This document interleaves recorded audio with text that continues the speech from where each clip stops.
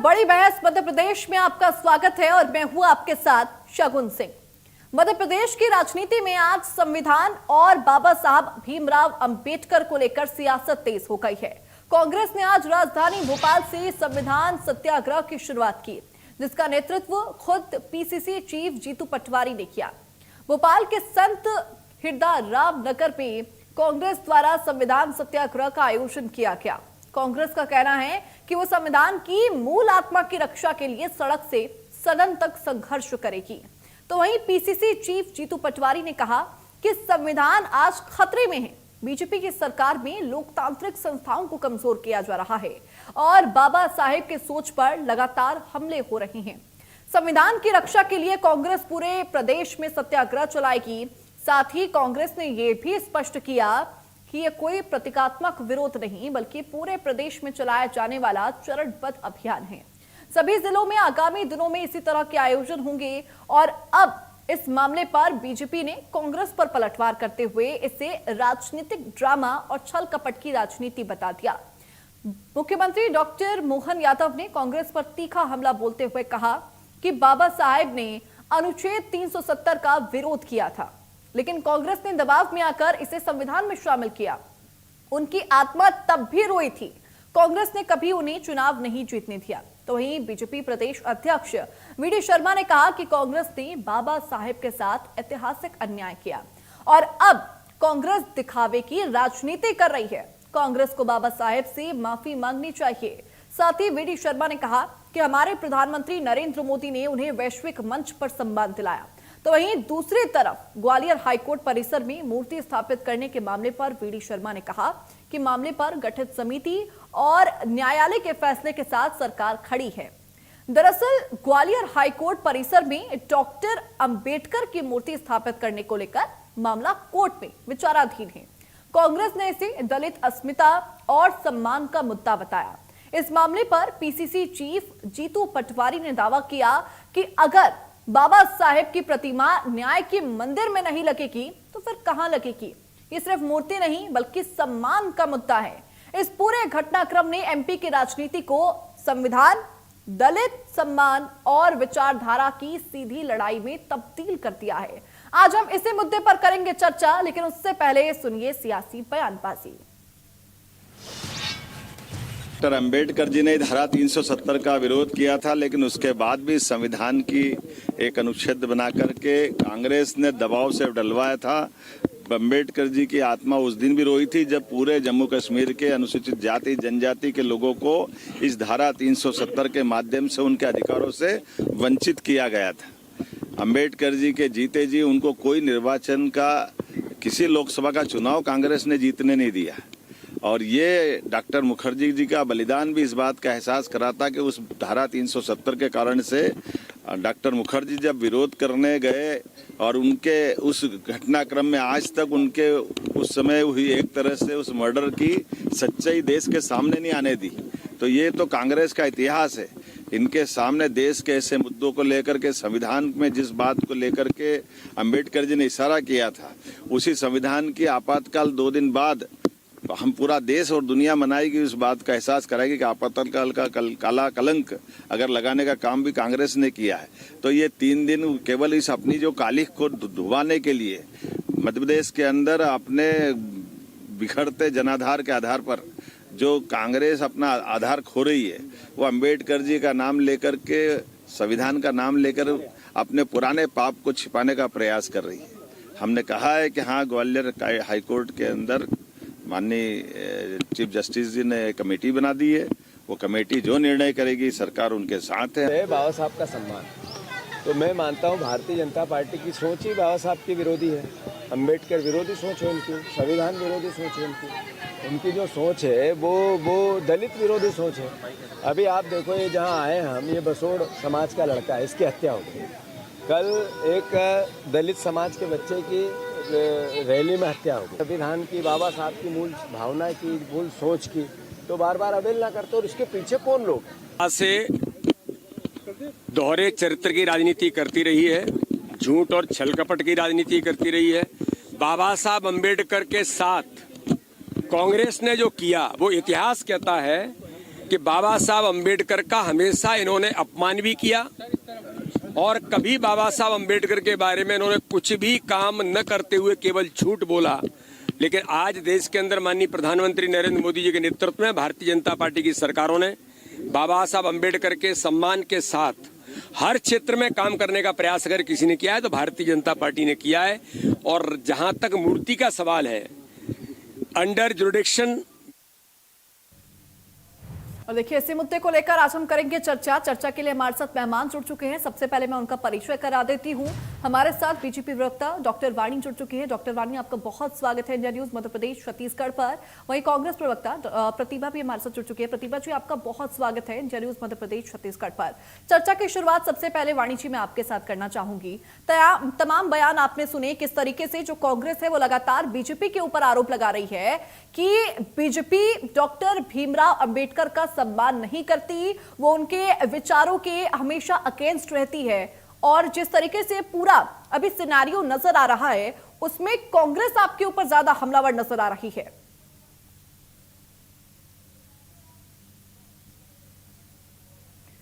वाणी जी, आपकी आवाज नहीं पहुंच पा रही, एक बार अनम्यूट कर लीजिए। मैं इंडिया न्यूज के श्रोताओं को नमस्कार करूंगी और साथीगण प्रतिभा जी और आपको भी प्रणाम करती हूँ। देखिए, डिबेट तो वहां होती है जहां कोई तथ्य गलत हो, परंतु यहाँ जो कांग्रेस हम निरंतर एक राजनीतिक माहौल बनाने की कोशिश कर रही है, इसे भी एक राजनीतिक हथियार बनाकर अपनी रोटियां सेकने की लिए प्रयोग कर रही है, ये बिल्कुल बेबुनियाद है। क्योंकि दुनिया जहान को मालूम है कि संविधान जो हमारी राष्ट्रीय ग्रंथ है, उसके निर्माता बाबा साहेब अम्बेडकर को कांग्रेस के द्वारा तिरस्कार जीवन भर मिलता रहा, मरणोपरांत भी मिला। नेहरू जी की घृणा 1940 में जब बाबा साहेब वाइसरॉय की कार्यकारिणी में थे तब भी स्पष्ट थी। 1946 में जब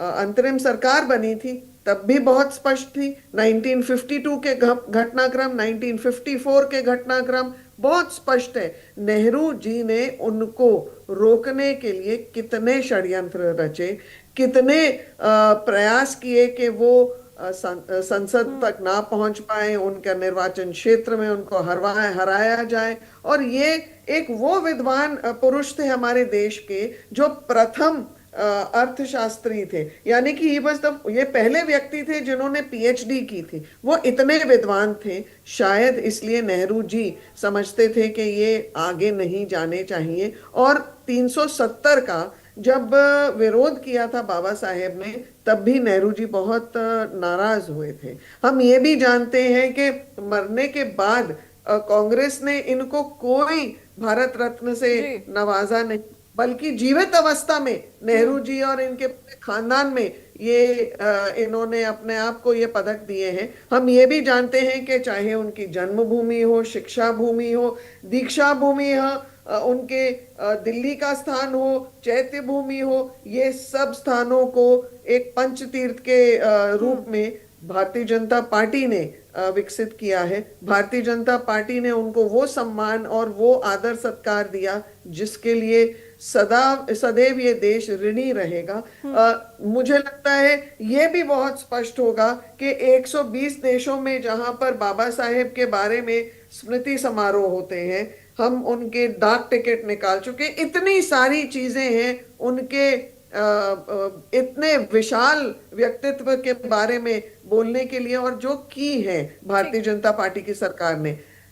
कांग्रेस की सरकार अब हर वो मुद्दा से अपनाती है, उसके ऊपर उसके कंधे पर बंदूक चलाने के का प्रयास करती है जिससे कि वो राजनीतिक माइलेज ले पाए।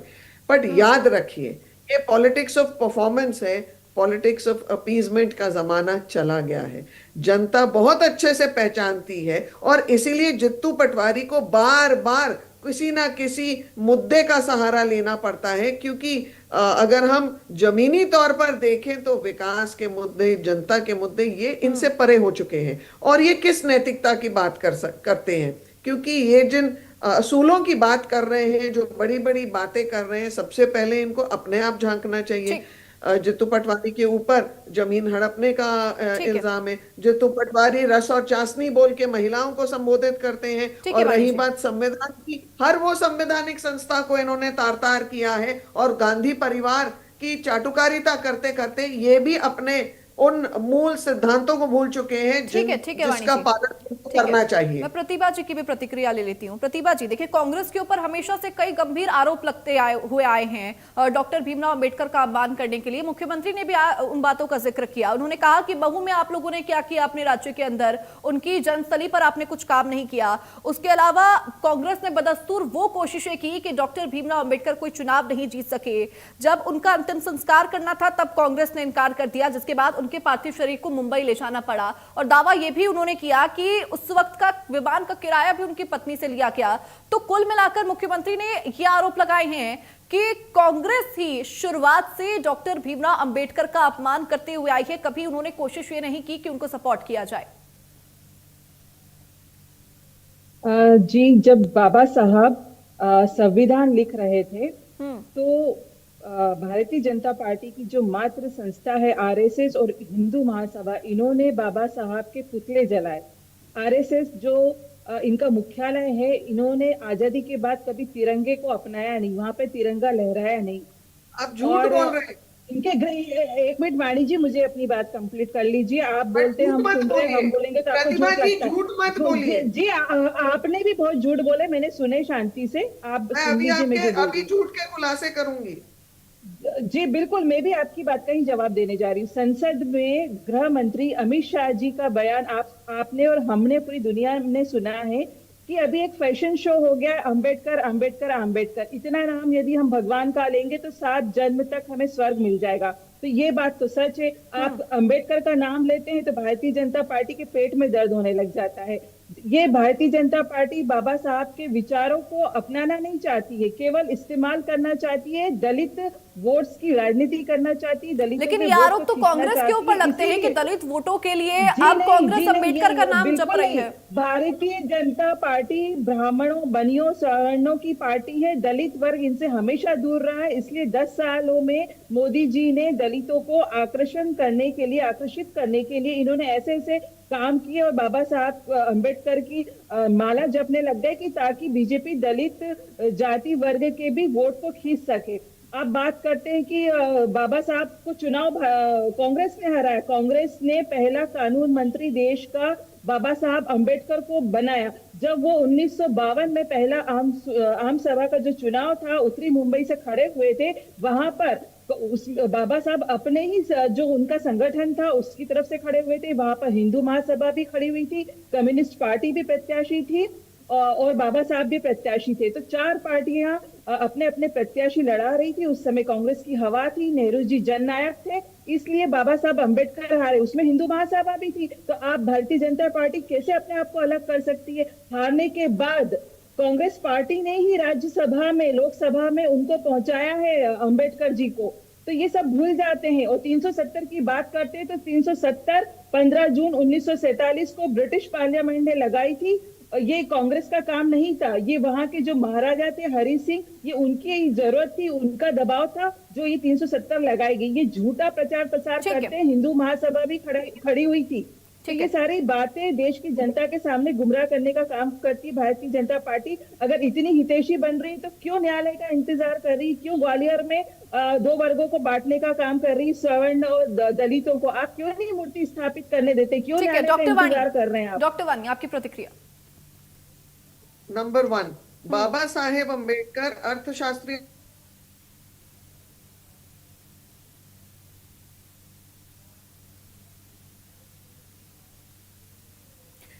10 अक्टूबर 1951 को उन्होंने अपना संसद में एक भाषण दिया है, जिसके कुछ बिंदु रूबरू मैं आपको बता रही हूँ। कांग्रेस दलितों की उपेक्षा कर और मुसलमानों की चिंता कर रही है। रणनीतिक विभागों, आर्थिक नीतियों, प्रशासनिक संस्थानों से अलग करने का प्रयास भारत के पहले अर्थशास्त्र में पीएचडी करने वाले इस व्यक्ति के साथ हुआ। कश्मीर प्रबंधन पे उन्होंने विचार किया था, जिस पर नेहरू जी बहुत गुस्से हुए थे, 370 के लिए राजी नहीं थे।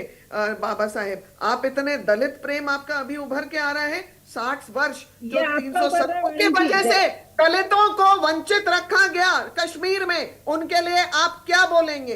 क्योंकि एक साधारण दलित, चाहे वो इंजीनियर हो, उसे मजबूरी में सफाई कर्मी का काम करना पड़ रहा था, जिसको अब जाके इंसाफ मिला है। आप उस तब कहां थे जब केरल में, बंगाल में नाइंसाफी हो रही थी? आप तब कहां थे जब राजस्थान में आपकी मुखर्जी। कांग्रेस की सरकार थी इस इलेक्शन के पहले, और आप लोगों ने वहां दलितों के अत्याचार किए? यहां तक कि सोनिया गांधी के साथ पोस्टर पे भी आपने आपके वरिष्ठ नेता जो दलित नेता हैं उनके नाम और उनके फोटो नहीं लगाई।